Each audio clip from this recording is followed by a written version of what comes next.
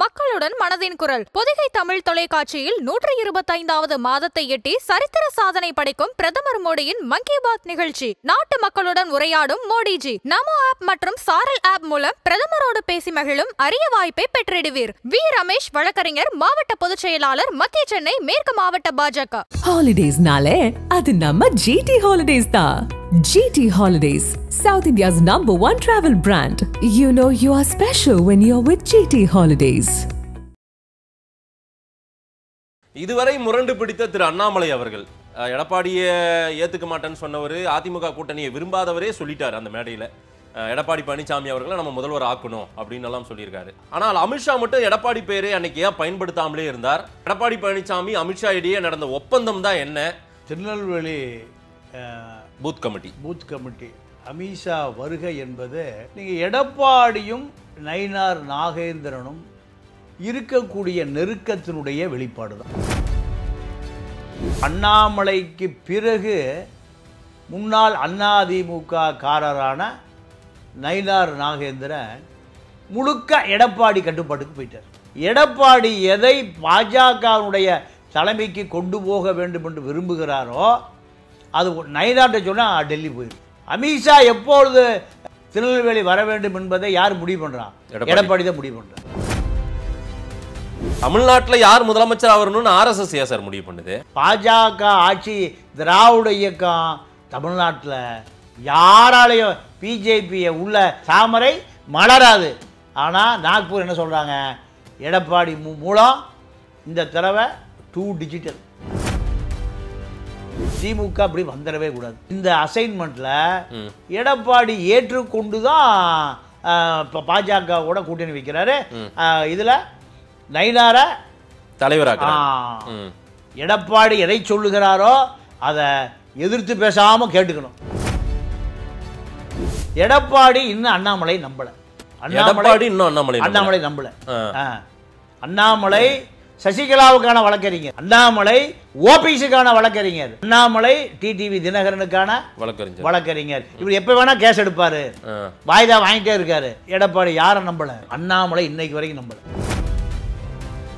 ஐயாவுடைய சின்னம்மாவுடைய திருமணம் முடிஞ்சு 50வது திருமண நாள். அன்புமணி அரசியலுக்கு பச்சை கொடி காட்ட போறாங்க. ஐயா காட்ட போறார். சண்டை முடிஞ்சதா? சண்டை முடிஞ்சு சமாதானம் ஆயிடுச்சு. இப்போ அது அப்படியே எந்த பக்கம் வருது? அதிமுக பாஜக கூட்டணிக்கு வரப்போகுது. அதிமுக கூட்டணி என்பது ஒரு வலிமையான கூட்டணியாக கண்டிப்பா மாறும். விஜய் கடைசி பஸ்ல ஏறிடுவார். எதுல? அதிமுக பஸ்ல. பிஜேபி இருக்குமே. சார், கருணாநிதியை விட ஒரு பெரிய அரசியல்வாதி, ராஜதந்திரி இருக்கவே முடியாது. அவரே பிஜேபி பஸ்ஸில் ஏறி போன நம்ம பார்த்தோமா இல்லையா? Right man in wrong party. ஆமா, அப்போ கருணாநிதியை விட பெரிய சித்தாந்தவாதியா விஜய்? ஆமா.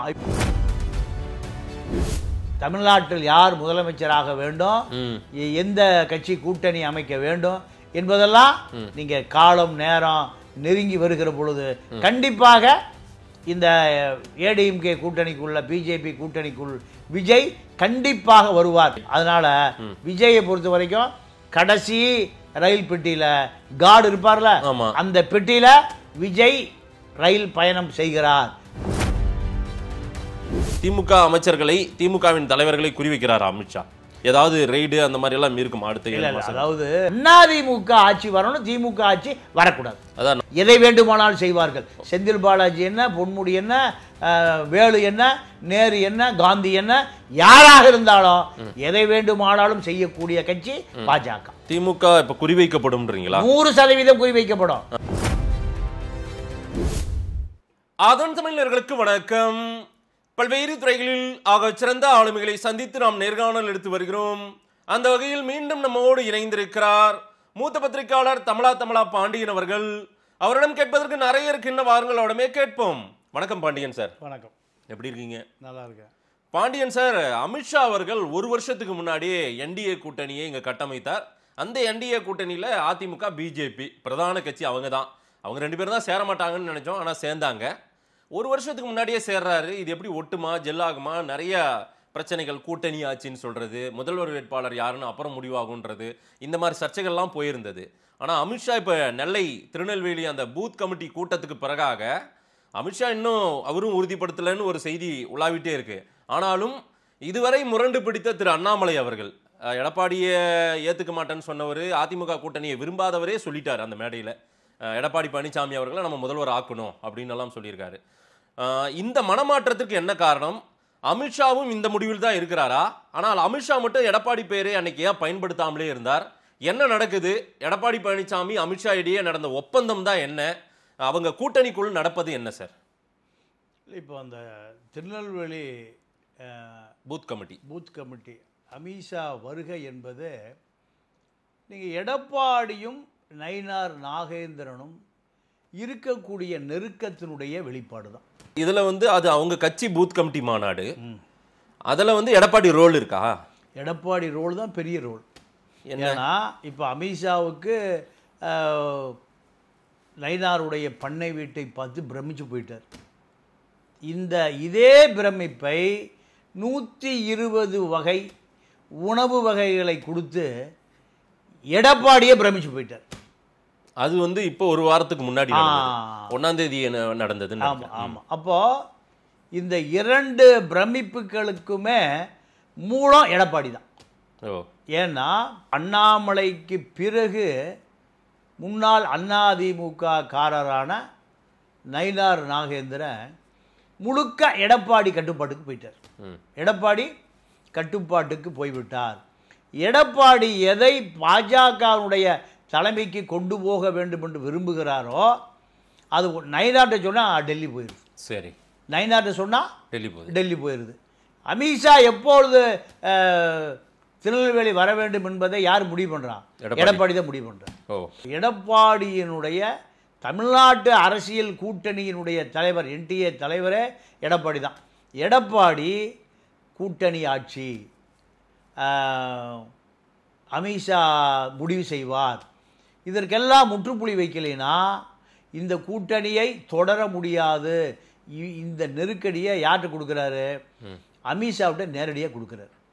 இபிஎஸ் இல்லை, த்ரூ நயினார் மூலமா அமித்ஷாவுக்கு போகுதுன்னு சொன்னீங்க. ஆமாம். ஆனால் அமித்ஷா கிட்டையும் பேசுறாரு, நேரடியாக பேசுறாரு. இப்போ இந்த கூட்டணியை டெல்லியில் முடிவு பண்ணார்ல எடப்பாடி, நேரடியாக நான் யார் தூதர் மூலம் எந்த கருத்தையும் நான் உங்களுக்கு கொண்டு போக முடியாது.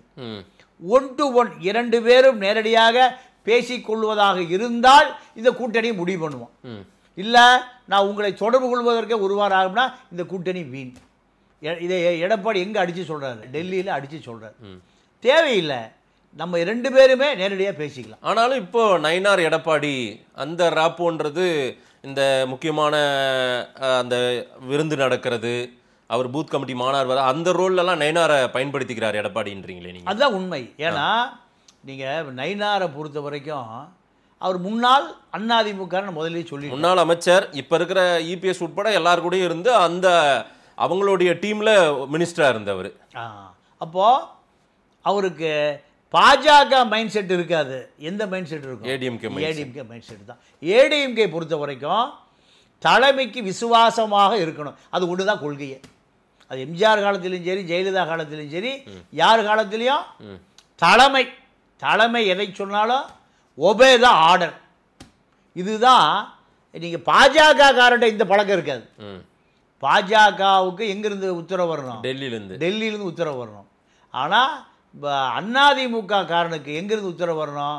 போயஸ் கார்டன், ராமாவரம் தோட்டம், இப்போ அது சேலம் செலுவம்பாளையமாக மாறிப்போச்சு. சரி, இதுதான். இப்போ எடப்பாடி நேரடியாக அமித்ஷாட்ட சொல்லியிருக்கார், வேலுமணி அண்ணாமலை 2 பேர் இந்த ரகசிய கூட்டணி வைத்திருக்கிறார்கள். இந்த கூட்டணியில் அண்ணாமலையுடைய வாய்ஸ் என்பது வேலுமணியுடைய வாய்ஸ். வேலுமணியை நான் கட்டுப்படுத்திட்டேன், ஆனால் அண்ணாமலை நான் கட்டுப்படுத்த முடியாது. அண்ணாமலை யாருக்கு கட்டுப்பட்டவர்? டெல்லிக்கு கட்டுப்பட்டவர். அண்ணாமலையை இந்த கூட்டணி குழப்பத்துக்கு காரணமே அண்ணாமலை தான். ஏன்னா அதிமுக தொண்டை இன்னும் அவனை பிரிப்பதற்கான சூழ்ச்சி தான் அண்ணாமலையுடைய அறிக்கை. என்ன அறிக்கைனா, பாஜக தலைமையில் கூட்டணி, பாஜக தான் அமைச்சரவையில் இருக்கும், அதிகார பகிர்வு, ஆட்சி பகிர்வு, இதெல்லாம் அதிமுக தொண்டனை இது பலவீனப்படுத்திடும், அவன் உறுதியாக வேலை செய்ய மாட்டான். பாஜகவை பொறுத்தவரை பாஜக தலைமை எதை சொல்லுகிறதோ அதை வேலை செய்வான். ஆனால் அதிமுக தொண்டை பாஜக கூட்டணி, பாஜக அமைச்சரவையில் வரும்னா அவனால் ஏற்றுக்கவே முடியாது. இதை தெளிவாக யார்கிட்ட சொல்லியிருக்காரு? அமித்ஷாட்ட சொல்லியிருக்காரு. சொன்ன பிறகுதான் அமித்ஷா சொல்றாரு, திமுகவில் 3 அமைச்சர் பேர் சொன்னாரா? செந்தில் பாலாஜி, பொன்முடி, ஏவாவேலு. இந்த 3 பேர் வேற யார் சொல்றா? அமித்ஷாவுக்கு வந்திருக்கிற ரிப்போர்ட் படி. இப்போ இந்த இவ்வளவு வலிமையான ஆட்கள் ஸ்டாலினுக்காக வேலை செய்கிறாங்க. ஆனால் எடப்பாடிக்காக கூட்டணியை அதிமுக தொண்டர்கள்ட்ட நீங்கள் குழப்பத்தை ஏற்படுத்துகிற வேலை தான் நடக்குதுன்னு எடப்பாடி அமித்ஷாட்ட அழுத்தம் திருத்தமாக சொன்ன பிறகு நீங்கள் இப்போ நயினார் வீட்டில் வச்சு வேலுமணிக்கும் அண்ணாமலைக்கும் பெரிய பரேடாக நடந்திருக்கு. இராணுவத்தில் பனிஷ்மெண்ட் பரேடு நடக்கும்ல, கிரவுண்டை 40 சுற்றி வாங்குவான், பைட்டி அடிக்குவாங்க. மிலிட்டரியில் கேட்டுங்களா? அங்கே இவர் இல்லைன்னு நினைக்கிறேன். யார்? வேலுமணி அங்கே இல்லை, அண்ணாமலை மட்டும் இருந்தார். அண்ணாமலை இருந்தார்.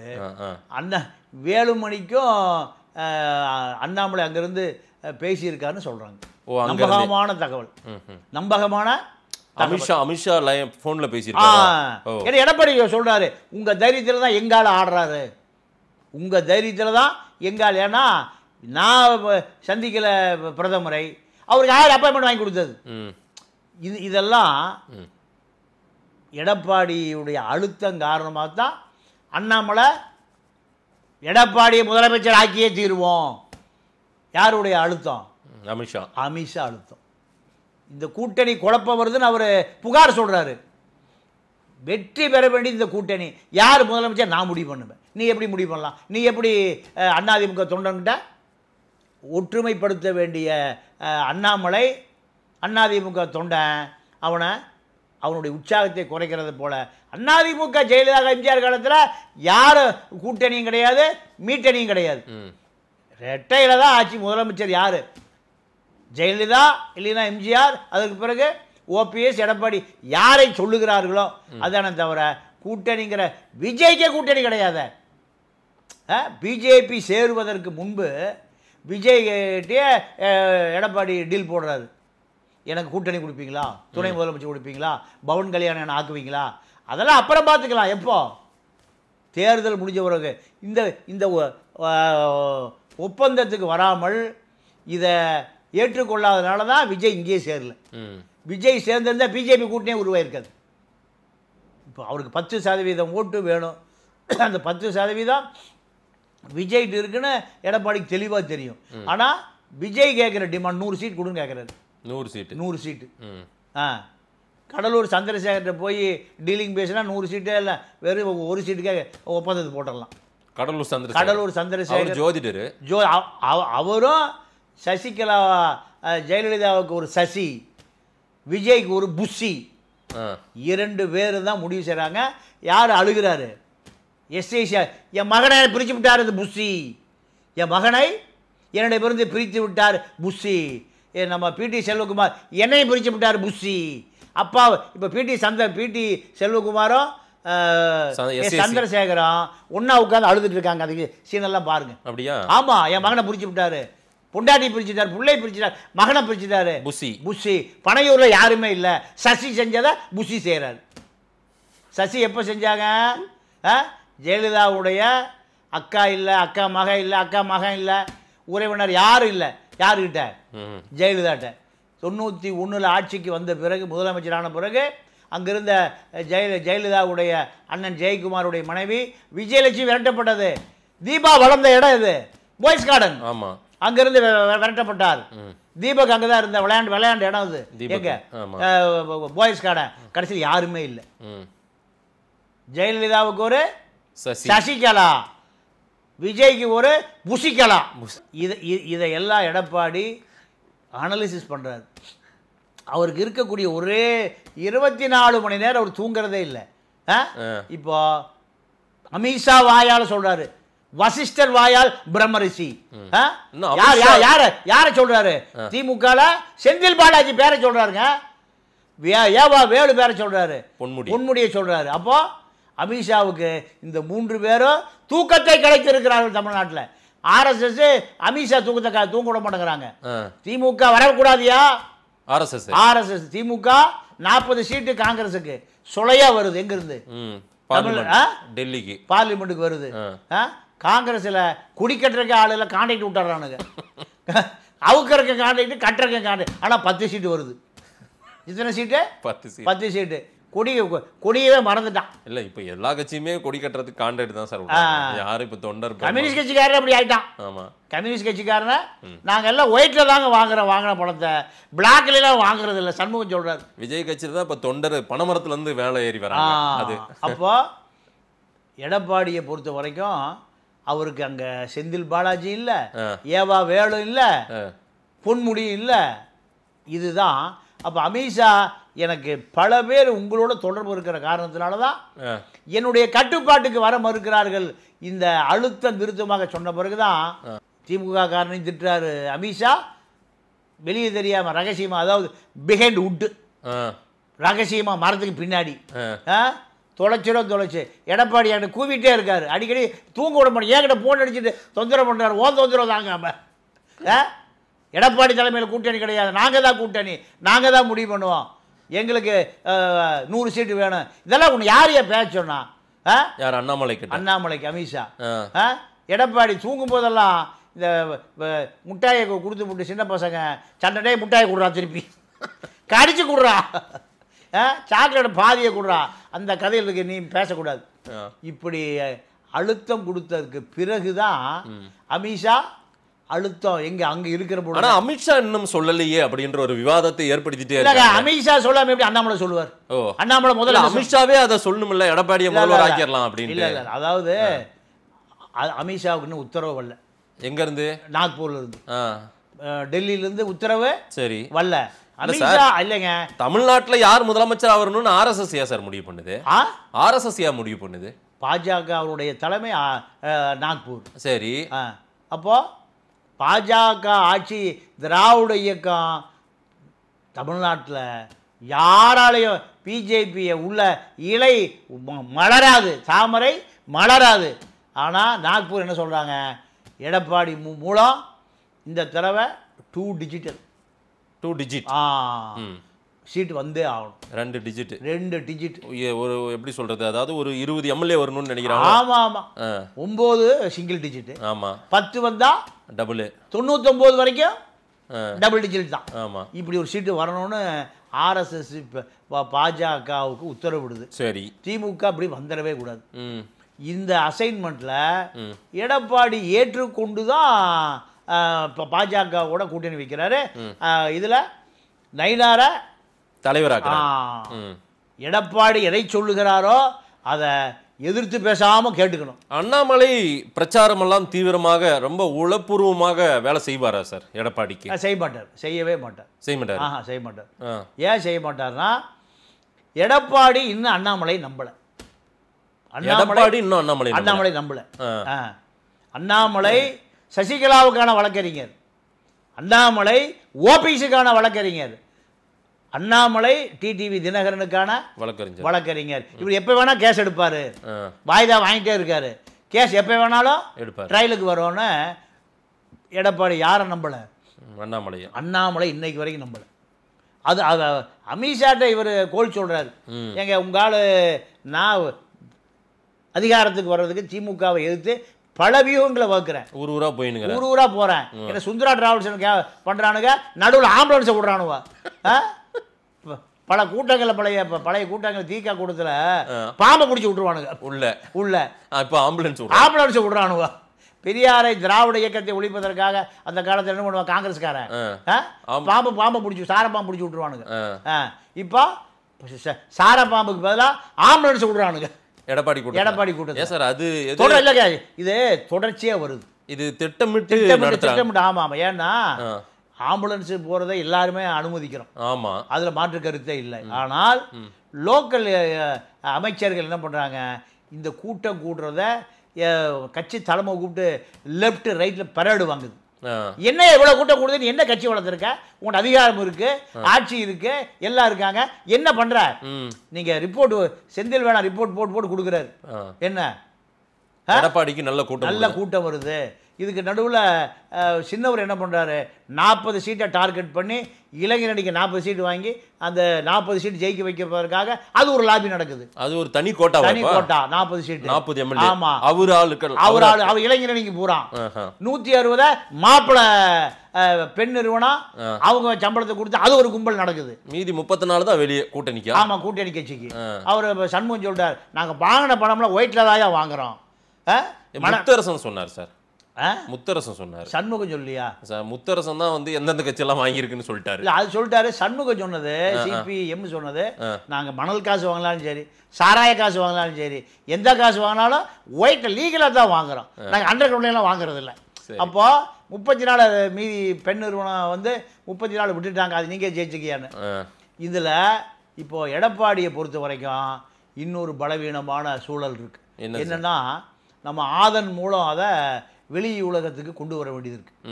அண்ணா தொழிற்சங்கம் மிகுந்த பலவீனமா இருக்கு. இது பூரா செந்தில் பாலாஜி தூக்கிட்டார். அண்ணா தொழிற்சங்கம் இப்ப 20,000 ஈபில ஒப்பந்த தொழிலாளர்களை போடுறாங்க. யாரு? நீங்க அமைச்சர் யாராக இருக்கட்டும், ஆனால் அமித்ஷா சொல்லுகிற அமைச்சர் யாரு? செந்தில் பாலாஜி. ஈபில 20,000 ஒப்பந்த பணியாளர்கள் லிஸ்ட் எடுத்துட்டார்.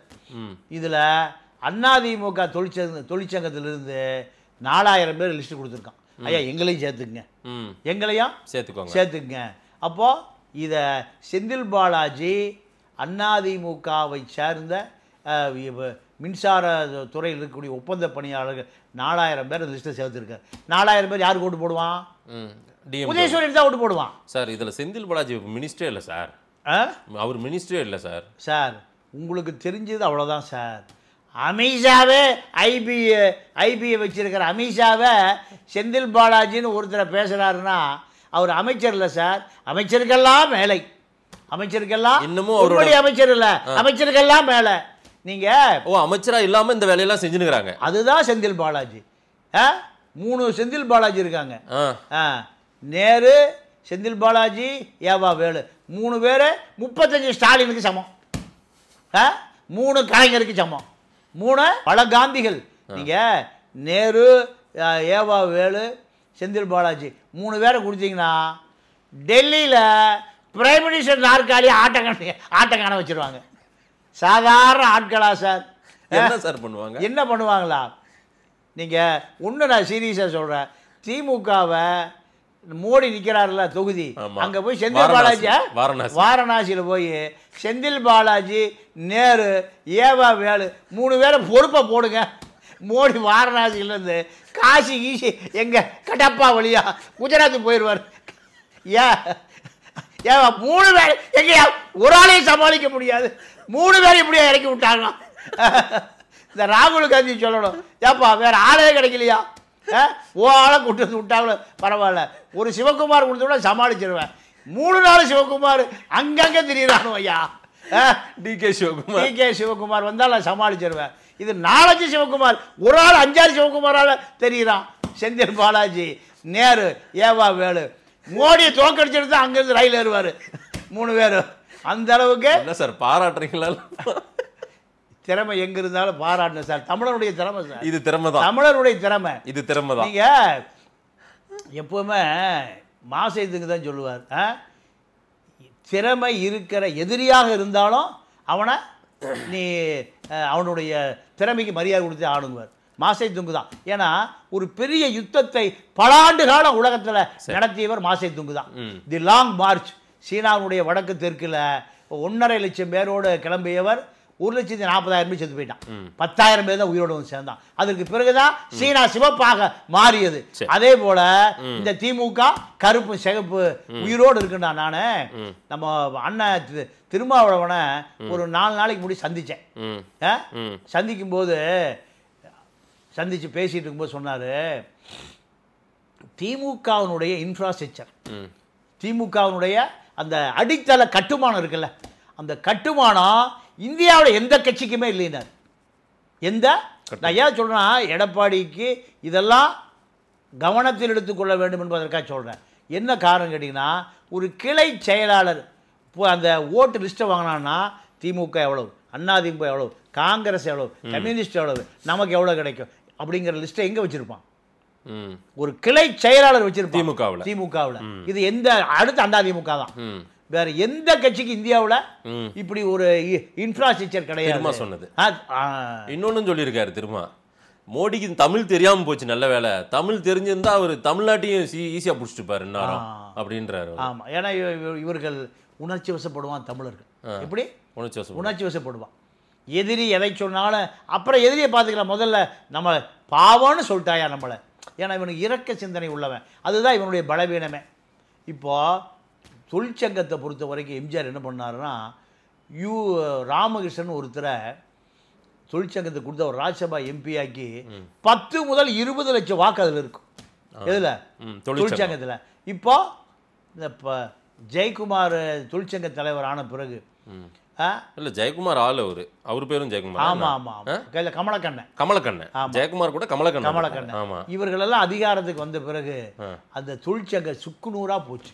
அண்ணா தொழிற்சங்கம். அதே போல நம்ம கரூர் விஜய் பாஸ்கர் தொழிற்சங்க தலைவராக கொடுத்து ஒண்ணுமே இல்லாம போச்சு. 20 லட்சம் வாக்கு அதுல இருக்கு.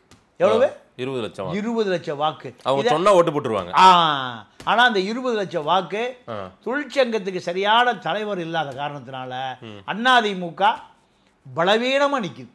சரி, அதிமுக பலவீனமா நிக்கு. இப்ப எடப்பாடி இதையெல்லாம் ஒரே ஒன்மேன் பார்ட்டியாக அத்தனையும் ஒருங்கிணைத்து ஆட்சிக்கு அதிகாரத்திற்கு வருவதற்கு 25 மணி நேரம் உழைக்கிறார். எத்தனை மணி நேரம்? 25 மணி நேரம். ஆமா, 24 தானே. இல்ல, 1 மணி நேரம் சேர்த்தே உழைக்கிறார். அதாவது ரொம்ப அதிகமா உழைக்கிறாருன்னு சொல்றீங்க.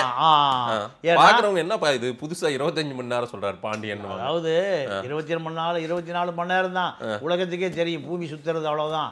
ஆனா எடப்பாடி யாரை நம்புறது? உள்கட்சி, எதிர்கட்சி, வெளிக்கட்சி, திமுக, சசிகலா, ஓபிஎஸ், டிடிவி, இத்தனை சக்கர வியூகங்கள்.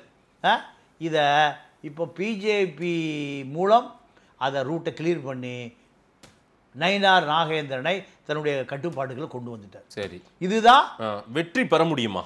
கண்டிப்பா வெற்றி பெற முடியும். 26 கண்டிப்பா வெற்றி. அலைன்ஸ் இன்னும் ஃபார்ம் ஆகவே இல்லையே சார் பெருசா. பாமக உள்ள வரல. பாமக உள்ள வருது, அது ரெண்டா பிரிஞ்சு கிடக்கு. எந்த பாமக?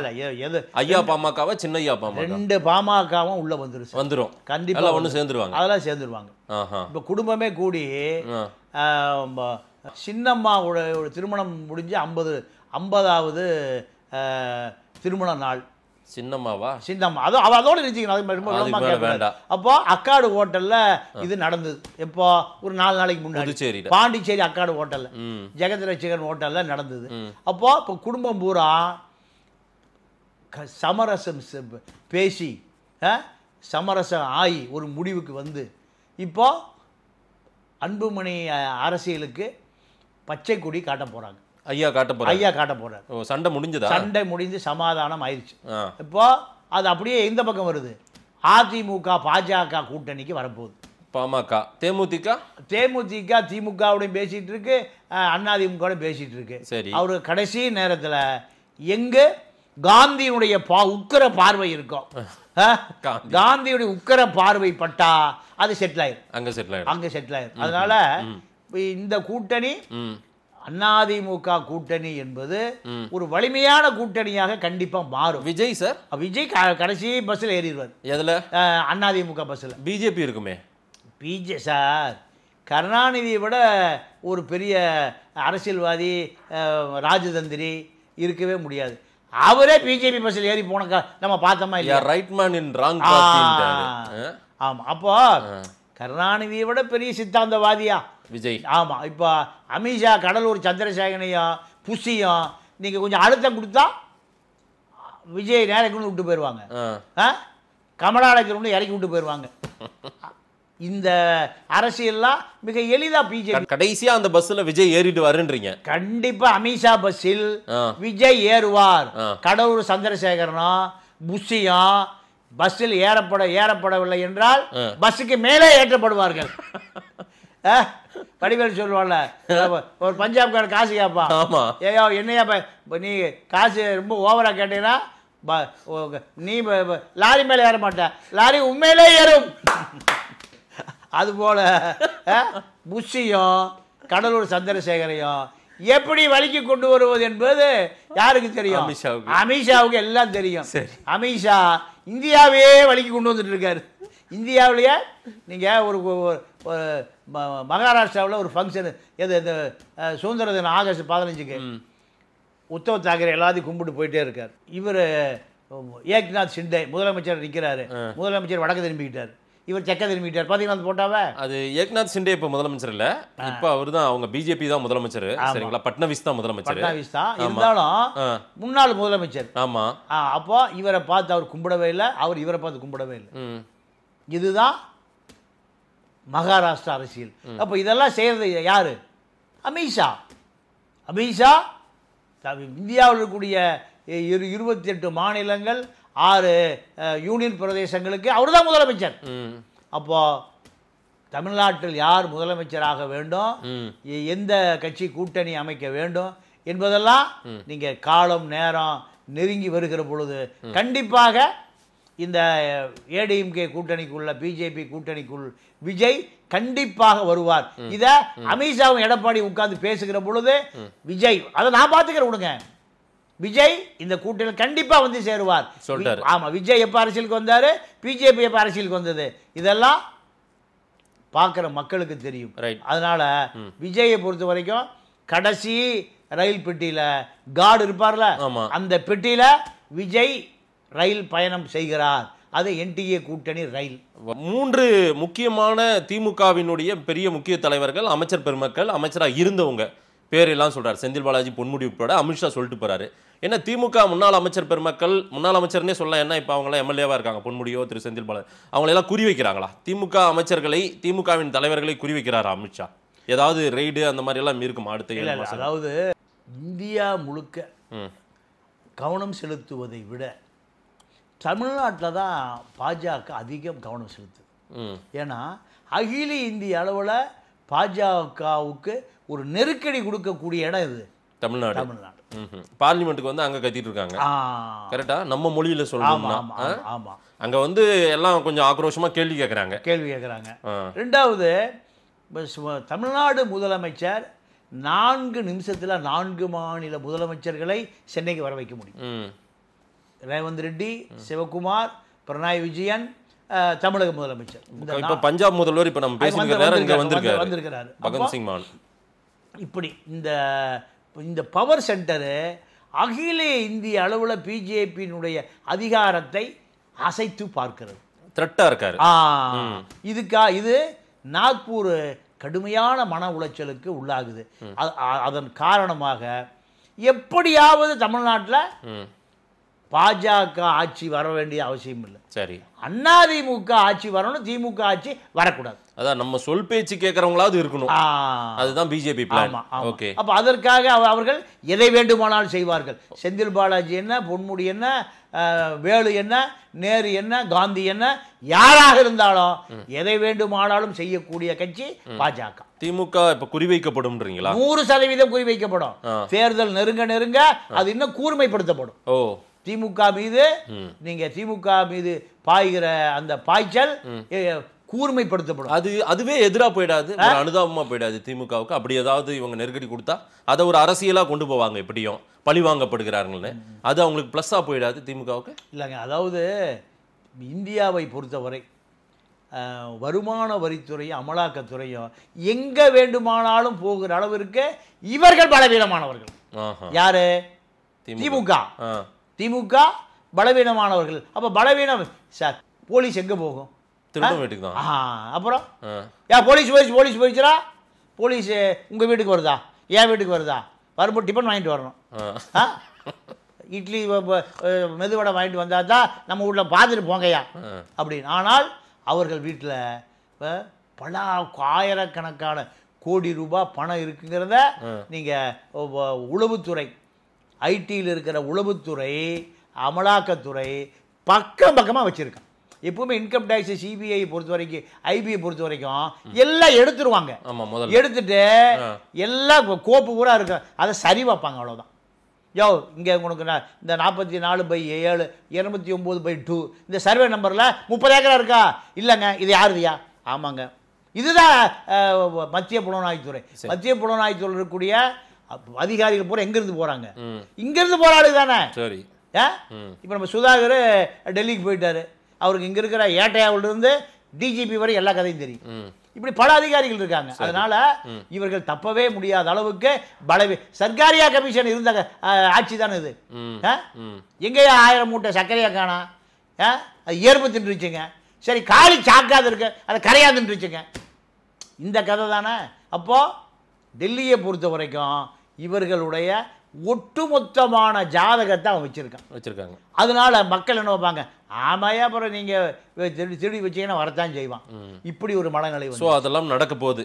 காமராஜர் வீட்டுக்கு போனா மக்கள் கோவப்படுவான், பக்தவச்சலம் வீட்டுக்கு போனா மக்கள் கோவப்படுவான், ஓமந்தூரா ரெட்டியார் வீட்டுக்கு போனா மக்கள் கவலைப்படுவான், கக்கன் வீட்டுக்கு போனா கவலைப்படுவான். இவர்களெல்லாம் கக்கன் அல்ல, பெரும் விக்கன்.